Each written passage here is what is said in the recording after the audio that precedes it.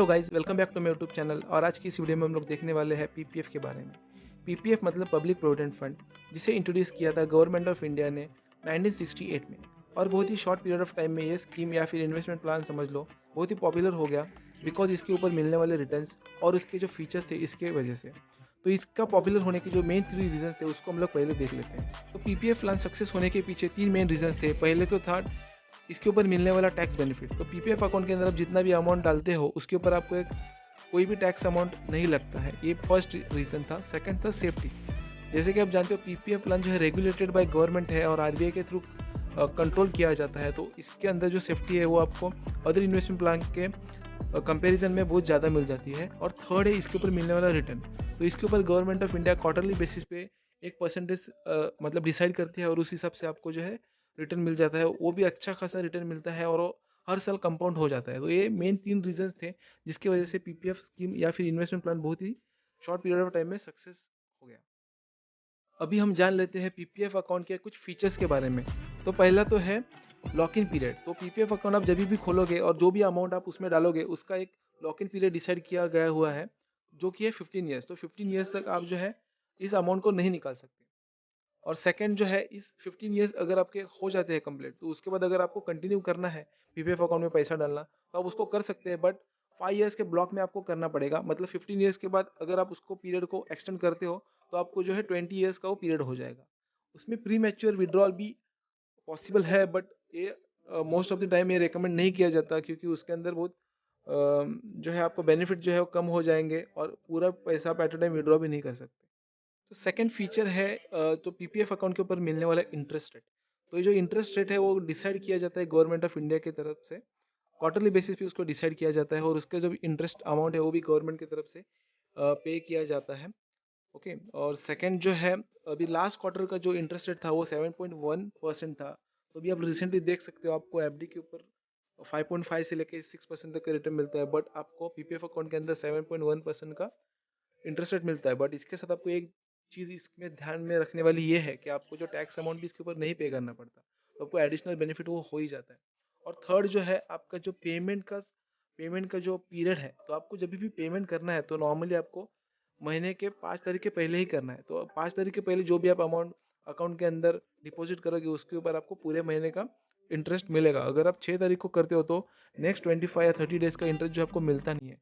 तो जब भी ये आपको बात ध्यान में रखनी है, जब भी आप पीपीएफ अकाउंट के अंदर पैसा ट्रांसफर करोगे तो आपको 5 तारीख के पहले ही डिपॉजिट कर देना है, तो उसको आपको इंटरेस्ट कैलकुलेशन पूरे महीने का मिल जाएगा। तो अभी हम लोग थर्ड फीचर देख लेते हैं पीपीएफ अकाउंट का। तो पीपीएफ अकाउंट के अंदर हमें मिनिमम जो है 500 रुपीज़ तक का अमाउंट डालना ही पड़ता है हर साल। और मैक्सिमम आप 1,50,000 तक का अमाउंट डाल के टैक्स बेनिफिट ले सकते हो। तो अगर आप 500 रुपीज़ ईयर में नहीं डालते हो तो आपका अकाउंट डीएक्टिवेट हो सकता है। तो एटलीस्ट आपको ये ध्यान रखना है कि एक साल के अंदर आपको 500 रुपये तो डिपॉजिट करना ही है। और इसमें कोई कंडीशन नहीं है, आप लमसम एट एक साथ भी 1.5 लाख डाल सकते हो या फिर मंथली बेसिस पे भी आप डिपॉजिट कर सकते हो। बट आपको ये ध्यान में रखना है जो ईयर है वो फाइनेंशियल ईयर है। मतलब 1 अप्रैल से लेकर 31 मार्च तक के ईयर के बिटवीन में आपको ये ट्रांजेक्शन जो है या फिर अमाउंट जो है वो डिपॉजिट करना होता है पीपीएफ अकाउंट के अंदर। चौथा जो फीचर है पीपीएफ अकाउंट का वो है टैक्सेशन पार्ट ऑफ इट, जो कि सबसे इम्पोर्टेंट है। और इसके चक्कर में ही मोस्ट ऑफ द लोग पीपीएफ अकाउंट को खोलते हैं। तो आप जितना भी अमाउंट पीपीएफ अकाउंट के अंदर डालते हो एक साल के अंदर, आप मैक्सिमम 1.5 लाख तक का इसके ऊपर टैक्स वेवर ले सकते हो। मतलब आप अगर 1.5 लाख रुपए डालते हो उसके ऊपर आपको जितना भी टैक्स लगना था वो आपका माफ हो जाता है। इसके साथ साथ उस इन्वेस्टेड अमाउंट के ऊपर जो भी आपको इंटरेस्ट मिल रहा है, जितना भी इंटरेस्ट जमा हो रहा है अकाउंट के अंदर, उसके ऊपर भी आपको कोई भी टैक्स नहीं पे करना पड़ता। और जब भी आपका पीपीएफ अकाउंट मैच्योर होगा, मतलब 15 साल के बाद जितना भी आपका अमाउंट जमा होगा पीपीएफ अकाउंट के साथ वो आप विड्रॉ करोगे, उसके ऊपर भी कोई भी टैक्स नहीं लगता। तो ये जो है बहुत ही मेन फीचर है। और जैसे कि मैंने बोला इसी के चक्कर में मोस्ट ऑफ द लोग पीपीएफ अकाउंट को खोल लेते हैं। अभी आप यहाँ पे देख सकते हो सेक्शन 80 CEEE मतलब एग्जेम्प्ट एग्जेम्प्ट एग्जेम्प्ट। मतलब जितना अमाउंट आप डिपॉजिट करोगे वो भी एग्जेम्प्ट, जितना उसके ऊपर इंटरेस्ट मिलेगा वो भी एग्जेम्प्ट, और at the time of maturity जितना भी सम ऑफ अमाउंट जितना भी जमा होगा वो भी पूरा टैक्स से आपको एग्जाम्पशन मिलेगा। तो अभी हम लोग पीपीएफ अकाउंट के पांचवें फीचर के बारे में जानेंगे, जो कि है लोन अगेंस्ट पीपीएफ। तो बहुत सारे लोग का रीज़न यही रहता है पीपीएफ अकाउंट न खोलने का कि पैसा जो है 15 साल के लिए लॉक हो जाएगा, मुझे पैसे का ज़रूरत पड़ेगा तो मैं क्या करूँ। तो आपको ये बात जाननी ज़रूरी है कि आप पीपीएफ अकाउंट के अंदर जो अमाउंट है उसके अगेंस्ट आप लोन ले सकते हो। तो ये आप एक फीचर ही बोल सकते हो। तो आप तीसरे साल से लेकर छठे साल के बीच में ये जो लोन है आप अवेल कर सकते हो, ये फैसिलिटी आपको दिया जाएगा। और आपका जितना भी अमाउंट पीपीएफ अकाउंट के अंदर है, मतलब तीसरे साल के एंड तक आप पकड़ लो कि आपके अकाउंट में 3 लाख रुपए जमा है, तो उसका 25% तक का आप लोन उठा सकते हो। और जो भी लोन आप पीपीएफ अकाउंट के अगेंस्ट लोगे, उसको अगर आप रीपेमेंट कर देते हो विद इन 3 ईयर्स, मतलब 36 मंथ के अंदर आप पे कर देते हो, तो आपको सिर्फ 1% का इंटरेस्ट रेट लगेगा, जो कि बहुत ही नॉमिनल इंटरेस्ट रेट है। और अगर आप एक्सीड कर देते हो 36 मंथ को, मतलब 36 मंथ के बाद अगर आप पे करते हो, तो आपको जो इंटरेस्ट रेट है 6% का लगेगा। और पेमेंट करने के लिए आप कहीं से भी कर सकते हो, बैंक से, पोस्ट ऑफिस से, या फिर इंटरनेट बैंकिंग, या फिर ऑनलाइन मेथड से आप इसका पेमेंट जो है कर सकते हो।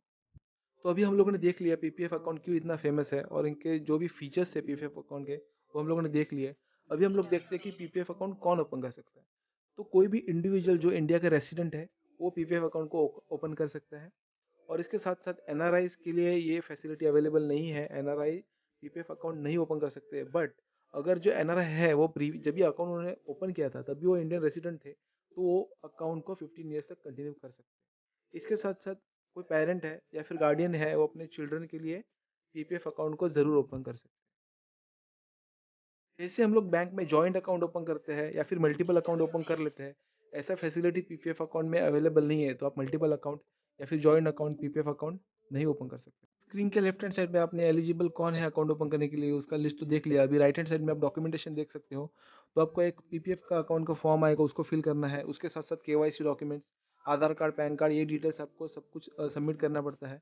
इस डॉक्यूमेंट में मुझे सबसे इंपॉर्टेंट तो लगता है नॉमिनेशन फॉर्म। आपको नॉमिनेशन फॉर्म, एक प्रॉपर नॉमिनेशन फॉर्म भर के फिल करना ही है, क्योंकि खुदा ना खास्ता कुछ हो जाता है तो जो नॉमिनी है उनके पास आपका जो अमाउंट है पहुंच जाएगा। तो ये पूरे डिटेल्स आप फिल करके आप किसी भी पोस्ट ऑफिस में भी आप जाके पीपीएफ अकाउंट को ओपन कर सकते हो, या फिर किसी भी नेशनलाइज बैंक से भी ओपन कर सकते हो। इनफैक्ट आजकल तो ऑनलाइन भी सब प्रोसेस हो गया है, तो आप ऑनलाइन सब कुछ जो डिटेल्स है वो फिल कर सकते हो, या और अकाउंट को ओपन कर सकते हो। और अगर आपने एक पीपीएफ अकाउंट को ओपन कर लिया है, बट ऐसा भी हो सकता है कि किसी साल आप पीपीएफ अकाउंट के अंदर पैसा ट्रांसफर करना भूल जाओ, तो इस केस में आपको क्या करना पड़ेगा। अगर ऐसा हो जाता है इंसिडेंट और आपका अकाउंट मतलब इनएक्टिव हो जाता है, तो आपको रिटर्न रिक्वेस्ट देना पड़ता है जिस भी पोस्ट ऑफिस या फिर बैंक में आपका पीपीएफ अकाउंट है, कि मेरा अकाउंट जो है डीएक्टिवेट हो गया है, मुझे फिर से एक्टिव करना है। तो आप अकाउंट को रिवाइव कर सकते हो। इसके लिए आपको सालाना 50 रुपये का फाइन देना पड़ेगा। मतलब आपने 2 साल अगर पेमेंट करना भूल गए, तो आपको 2 साल का 50-50 रुपया, मतलब टोटल 100 रुपीज़ का फाइन पे करना पड़ेगा। और उस साल का जो मिनिमम अमाउंट पेएबल था, मतलब आपको 500 रुपये मिनिमम पे ही करना पड़ता है, तो वो 1000 रुपीज़ आपको पे करना पड़ेगा। और ये जो एप्लीकेशन जो है रिक्वेस्ट आपको बैंक में देना पड़ेगा, तो आपका जो अकाउंट जो है रिवाइव हो जाएगा। इसमें कुछ ज़्यादा इशू नहीं आएगा। तो फाइनली हम लोग देख लेते हैं पीपीएफ अकाउंट के विड्रॉल के बारे में। तो पीपीएफ अकाउंट के अंदर जो भी पैसा आप डालोगे, वो आप 5 साल तक बिल्कुल विड्रॉ नहीं कर सकते। जैसे ही 5 साल कंप्लीट हो गए, तो आपको पार्शियल विड्रॉल का ऑप्शन मिल जाएगा, बट उसके लिए भी आपको बहुत सारा डॉक्यूमेंटेशन करना पड़ेगा। और केस टू केस बेसिस पे ये जो विड्रॉल अमाउंट है वो डिसाइड किया जाता है कि कितना अमाउंट आप जो है विड्रॉ कर सकते हो। तो इसके लिए एक मैं डिटेल आर्टिकल नीचे डिस्क्रिप्शन में दे दूंगा, उसको आप रेफर कर सकते हो इन केस आपको विड्रॉ करना है। मैं तो सजेस्ट करूंगा कि आप पीपीएफ अमाउंट या फिर अकाउंट को विड्रॉ मत कीजिए, उसको कंटिन्यू कीजिए। बट किसी इमरजेंसी या फिर स्पेशल केसेस के चक्कर में अगर आपको विड्रॉ करना पड़ेगा, तो आप नीचे के आर्टिकल को रेफर करके आप प्रोसेस देख सकते हो, क्या डॉक्यूमेंटेशन है, क्या डिटेल्स आपको सबमिट करना पड़ेगा। उसी हिसाब से आप पीपीएफ अमाउंट को 50% तक विड्रॉ कर सकते हो। I hope guys PPF account के बारे में जो भी आपके डाउट थे वो अभी क्लियर हो गए हैं। अगर इसके अलावा आपके कुछ भी डाउट्स है या फिर कोई क्लैरिफिकेशन आपको चाहिए, तो मेरे को आप कमेंट बॉक्स में ज़रूर पूछ सकते हो। ऐसी इन्फॉर्मेटिव वीडियोज़ के लिए आप मेरे चैनल फाइनेंस गुरु को भी सब्सक्राइब कर सकते हो। Thank you very much for watching.